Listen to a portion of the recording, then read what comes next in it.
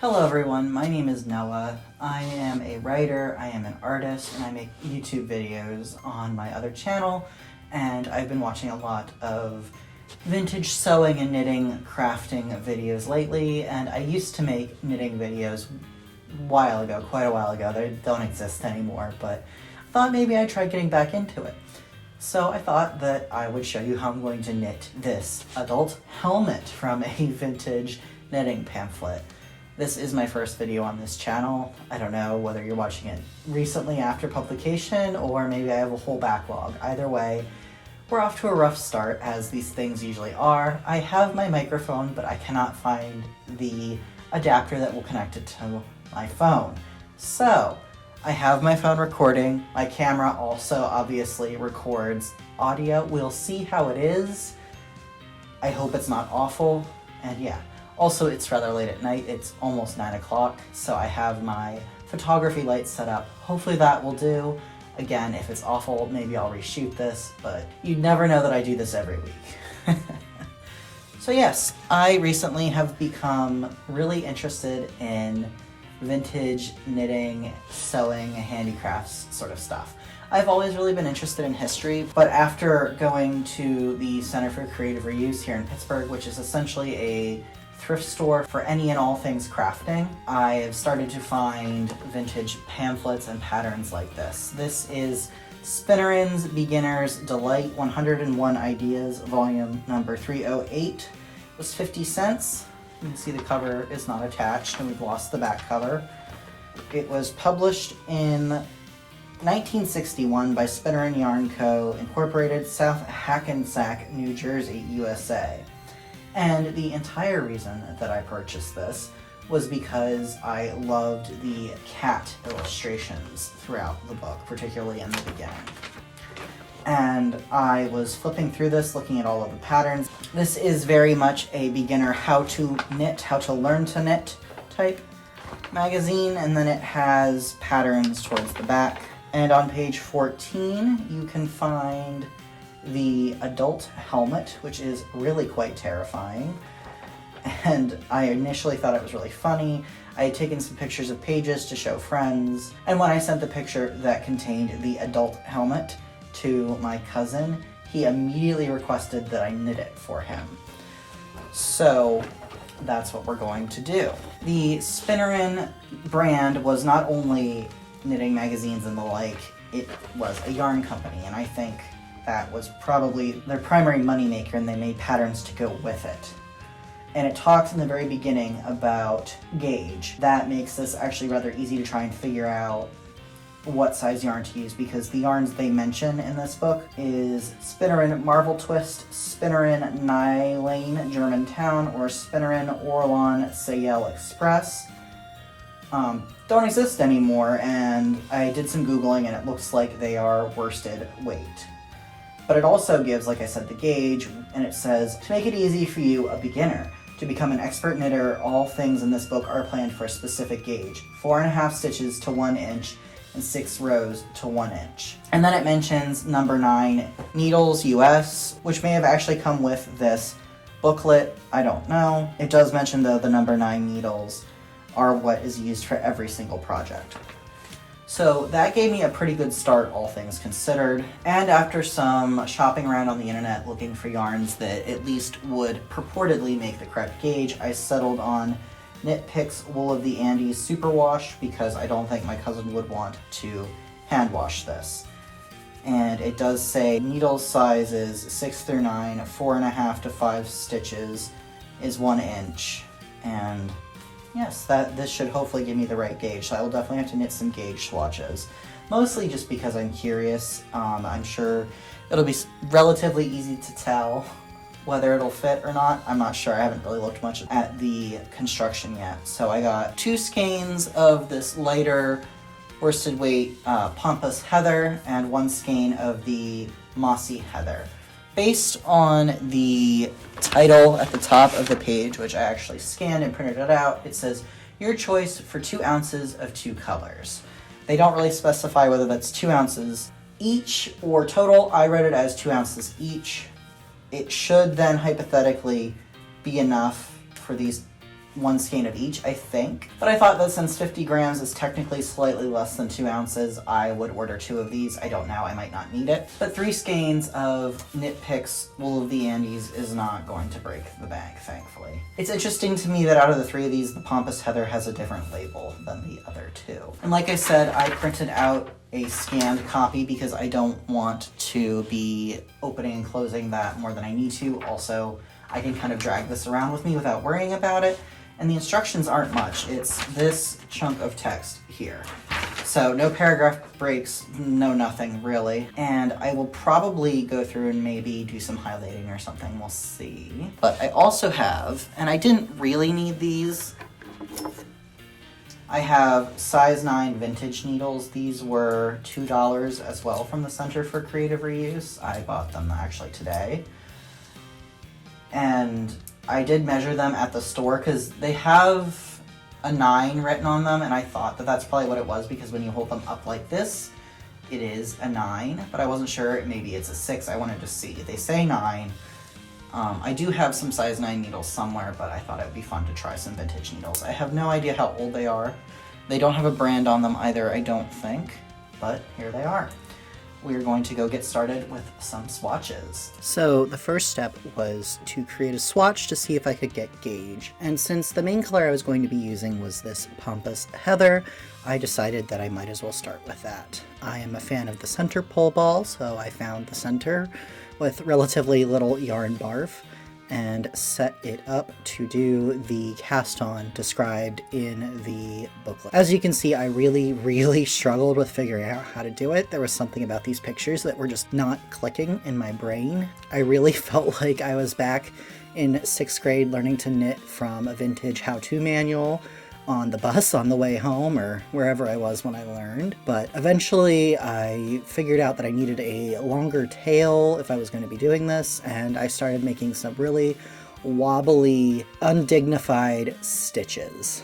I followed the how to check gauge section. They had specific instructions for that with how many I should cast on and how long I should knit, and then you can see the picture of what the gauge should look like, and I followed that to the best of my ability.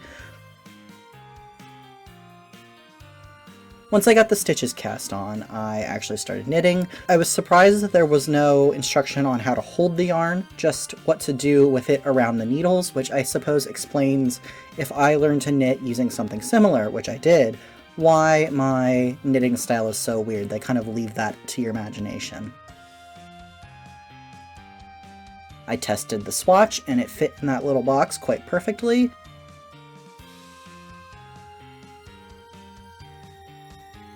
I scanned the pattern like I mentioned, and I decided rather than cut it out, I was going to fold it up. It would make it a little more substantial than just one little piece of paper, but it would also keep me from accidentally looking at the wrong instructions for the wrong project, since there are about 6 or so on this page. And then I cast on.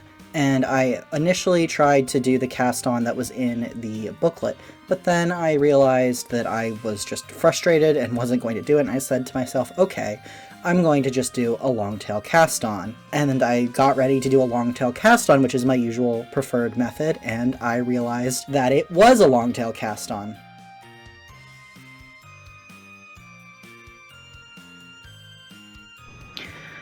Well, now that I realize this is just the long tail cast on, of course, I didn't have enough yarn. I'm 10 stitches short. I'm gonna have to pull it off and try again.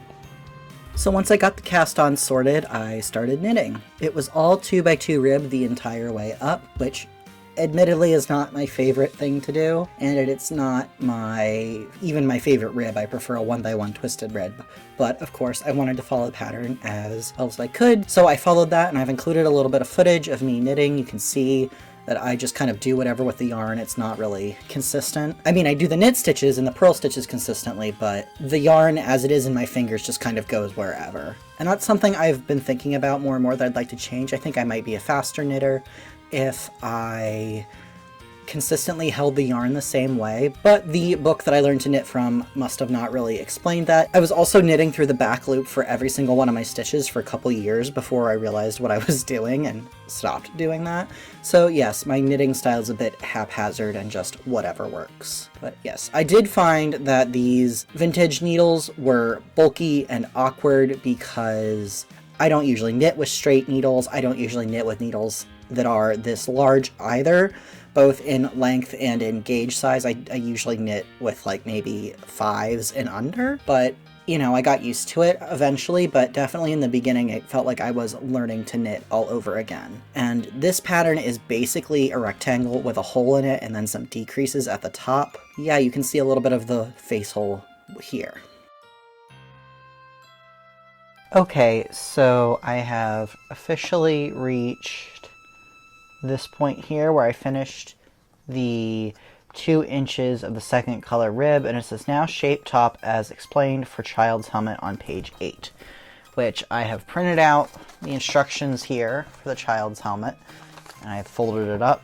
So row 1, knit 2 stitch. Row 1, knit 2 stitches together, purl 2, repeat from star or asterisk across row. End, purl 2, row 2, knit 2, purl 1, repeat from star across row. End. So you decrease until you have 8 stitches on the needle. And it says run the thread through, it says draw stitches together tightly, and then sew sides together. I also really like down here, if you like to design, make this helmet in rib knit 1, purl 1, or knit 3, purl 2. That's not really designing, especially since they're telling you to do it, but okay. And then it does say for dad, see the adult helmet on page 14, which is what we're knitting here.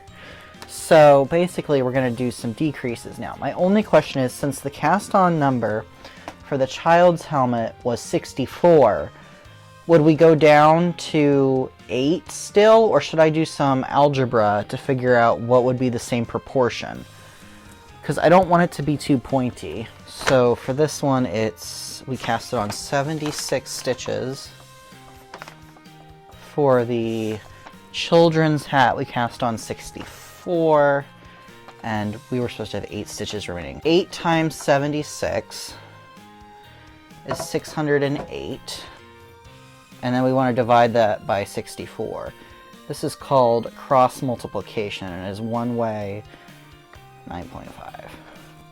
Alright, so we'll go with like 10 stitches instead of 8. Big difference. But this is called cross multiplication and can be used for it's a very basic way to size grade a pattern because you're kind of finding proportions. If you divide 76 by 9.5, you get 8. And if you divide 8 by 64, or 64 by 8, you get 8, because 8 squared is 64. That's something that I use my middle school algebra for. So now I'm going to begin the decreases. The decreases begin with following the knit 2, purl 2 rib, and you will decrease within the knits and then within the purls eventually. And this is all done with the contrasting color, and it does eventually switch to stockinette at the very top, but for the most part it does just stay ribbed. And I do like to listen to audiobooks while I read, so at this point I was listening to He Who Drowned the World, which you can kind of see there on my phone. The final bit, like I said, is all stockinette, and you're just decreasing very rapidly to get the rounded bit of the top of the helmet. It's pretty similar to what you would do for a hat. And honestly, none of this was hard. It was nice to go back to a sort of more beginner project, something that I haven't knit in years. I'm trying to think the last time I knit something that I would consider this simple. I can't remember. That doesn't mean it hasn't happened, but I just can't remember. Long time ago. I was probably still in high school. It was an enjoyable process. It was very different from what I've been doing for a long time, and I just enjoyed it, and I will talk about that a little bit more. By this point, I felt a little more used to the straight needles at the larger gauge, and I felt less like I was relearning to knit.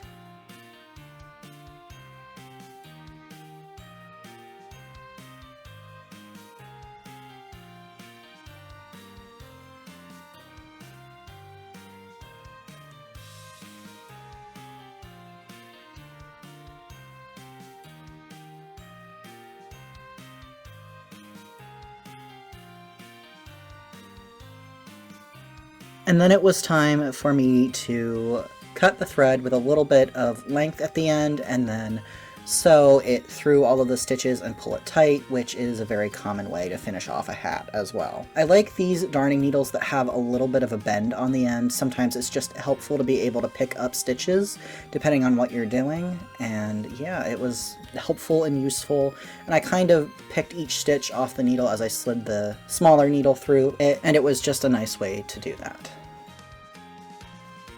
Okay, so I have finished the entire piece.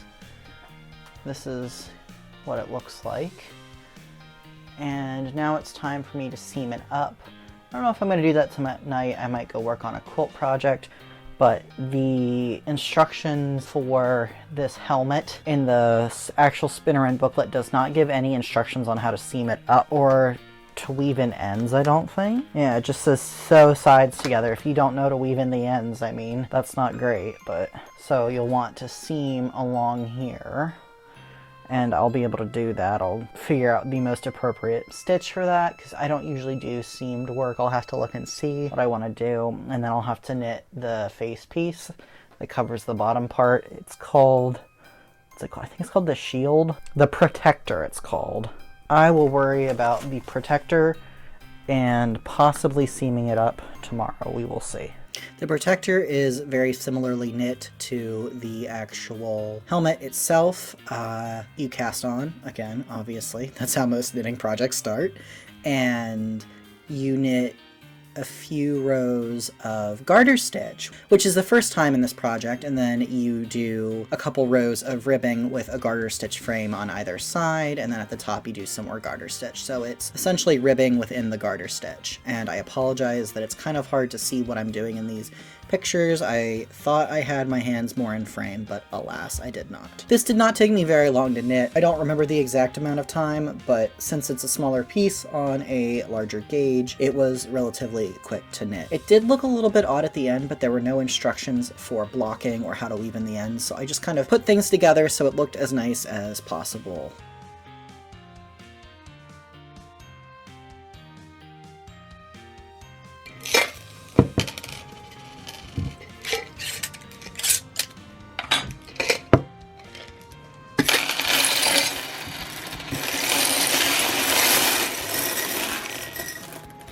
I spent a lot of time digging through the buttons. I initially thought I wanted to use some white buttons since I simply have so many of them, but then I realized honestly that's not going to blend in with the greens very well, and I don't know why my cousin wants this, but I figured, you know, he requested the greens, that he probably doesn't want bright white buttons to stand out, so I did eventually decide that I was going to use a set of black buttons instead. And I did get very distracted sorting the buttons, and I did sew some of them together on some threads so that they would stay together and I knew how many of each type I had, but that was really just kind of a tangent. And then it was time to sew the buttons on. I followed the instructions because I've never really properly learned to sew on a button. I just kind of do it in the way that it makes sense for me. But since this is going through knitting, I wanted to create a sort of thread shank, I suppose, to make it a little bit easier to get the knitted fabric behind the button. And I used this pin, which was suggested in the instructions I read online, but honestly, since this fabric is so thick and it's not really a typical fabric, and it does stretch more than like a woven cotton would, I didn't end up using it for the other buttons when I sewed them on, and I don't really feel like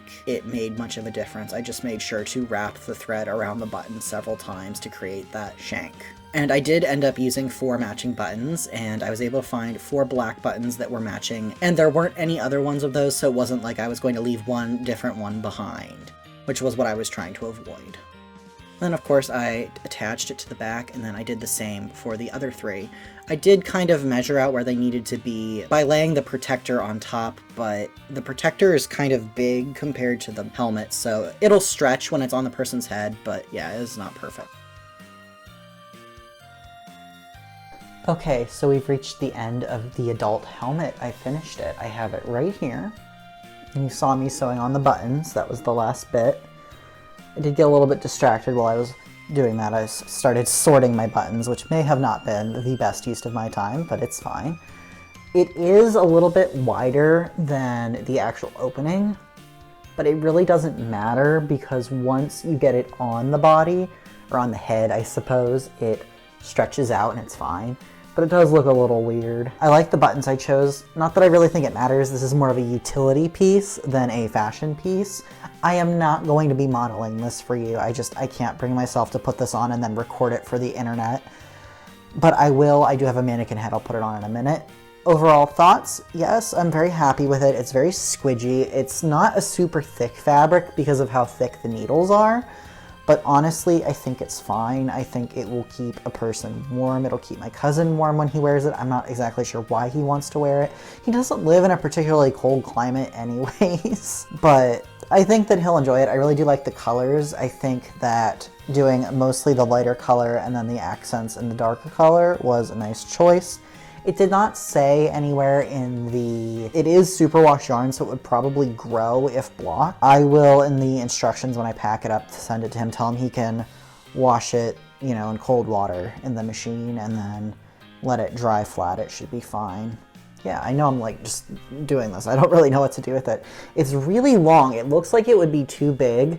Like it's longer than my forearm, or as long as my forearm. You would think it would be too big for a person, but it's really not. I have this lovely styrofoam mannequin here that I use for Halloween and cosplay wigs.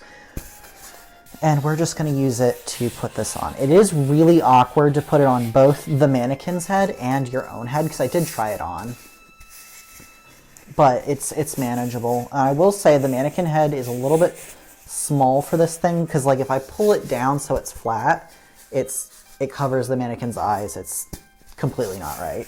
And I will say when I wear it, I did have a little bit of a like peak, I suppose, at the top like that.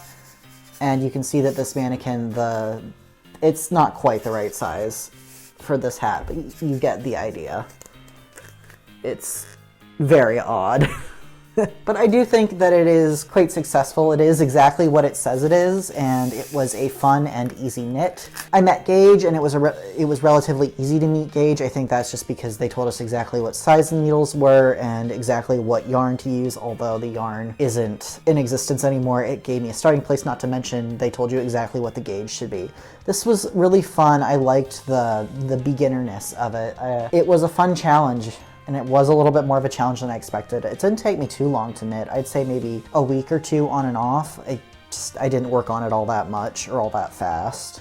But yeah, that is that. I want to thank you for watching this very first video on this channel, whether it is the only one here or there's 100 other videos to watch. You can check out my other channel that I update more regularly. It's called Stat Studio. It's where I share about my art and my writing and bullet journaling and tarot decks and all sorts of things like that that pertain to my business, Stat Studio. You can follow me on Instagram as well. I have a Stat Stitches Instagram account, and I share all of my crafting hobby endeavors there. And I think that's it. Again, thank you so much for watching and spending a little bit of time with me today. I hope you are having a wonderful one. Goodbye!